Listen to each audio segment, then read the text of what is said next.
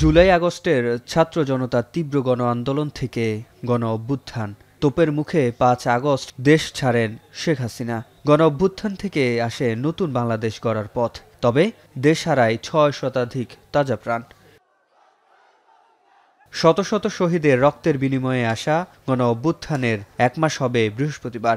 দিনটি উপলক্ষে শহীদদের স্মরণে সারা দেশে শহীদি মার্চ করবে ছাত্র জনতা, যার শুরু হবে রাজু ভাস্কর্য থেকে। মিছিল সংসদ ভবন পর্যন্ত গিয়ে ঘুরে শেষ হবে শহীদ মিনারে গিয়ে।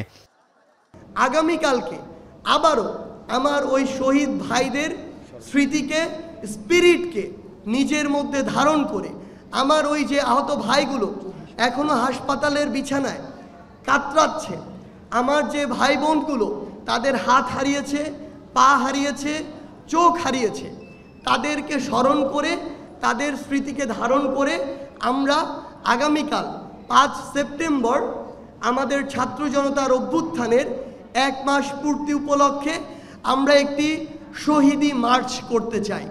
পুরো বাংলাদেশের ছাত্র জনতা আবারও তাদের প্রত্যেকের জায়গা থেকে তারা এই শহীদি মার্চে অংশগ্রহণ করবে, যেখানে আমার শহীদ ভাইদের ছবি থাকতে পারে ফেস্টুনে।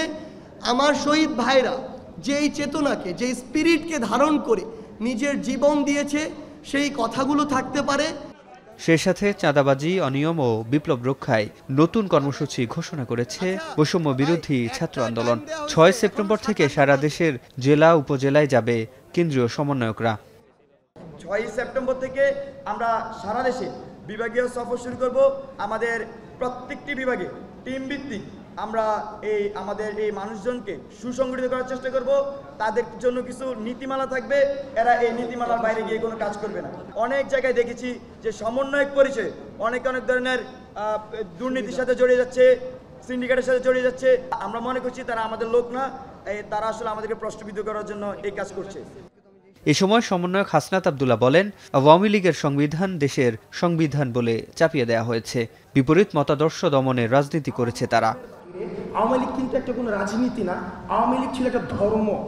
অর্থাৎ ধর্মের অবয়বে বঙ্গবন্ধুকে, শেখ মুজিবকে একটা নবী হিসেবে উপস্থাপন করার চেষ্টা করা হয়েছিল, যে সবসময় থাকবে আনচ্যালেঞ্জ। তাকে কখনোই কোনোভাবে চ্যালেঞ্জ জানানো যাবে না, আওয়ামী লীগকেও কখনো চ্যালেঞ্জ জানানো যাবে না। এ সময় স্বাস্থ্য বিষয়ক উপকমিটি জানায় আহত নিহতদের হালনাগাদ তথ্য। জানানো হয়, আন্দোলনে আহত হয়ে হাসপাতালে এসেছে প্রায় ১৮,০০০, পঙ্গু হয়েছেন ২ শতাধিক, আর সরকারি হিসাবে মৃতের সংখ্যা ৬১৭ জন। বৈষম্য বিরোধী ছাত্র আন্দোলন কোনো রাজনৈতিক দল করবে কিনা সাংবাদিকদের এমন প্রশ্নের উত্তরে বলেন, জনগণ নতুন রাজনৈতিক দল চায় কিনা সেটা আগে জানতে হবে।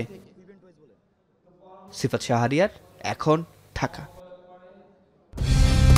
কালার এক্সপার্ট, জর্জ স্যাপ এবং মাইল্ড অন হ্যান্ডস টেকনোলজি সমৃদ্ধ অরিক্স ক্রিস্টাল ওয়াশ আপনার লন্ড্রি এক্সপার্ট।